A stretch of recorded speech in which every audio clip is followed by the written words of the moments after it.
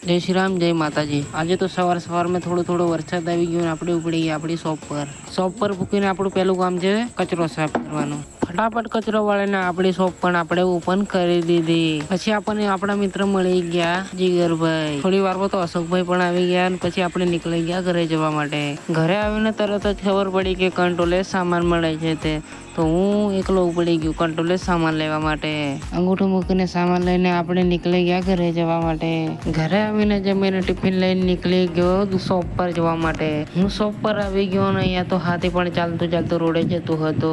થોડી વાર અહીંયા હાથી ઉભો રહ્યો અને પછી ચાલતો રોડે જવા પણ લાગ્યો। અલગ અલગ શોપે જઈને હાથીવાળા મહારાજ પૈસા પણ માંગતા હતા। વાળા મહારાજ ત્યાંથી ગાડી પર બેસીને જતા રહે। હું પણ આવી ગયો ઘરે આવીને આપણે જવાનું તો વાડીમાં દવા છોડવા માટે, કારણ કે આપણે લાવ્યા હતા કાલે દવા છાંટવા માટેની, તો એ દવા છાંટવા માટે જવાનું હતું વાડીમાં આવી ગયા ને અજયભાઈ અહીંયા દવા પણ છાંટવા લાગ્યા। તમે જોઈ શકો છો આ છે આપણા ટામેટા। દવા છાંટવાની પણ જરૂર હતી કારણ કે એમાં પડી ગયો તો કોકેડો અને દોડા ફૂંદા। એ પણ દવા છાંટીને આપણે નીકળી ગયા ઘરે જવા માટે।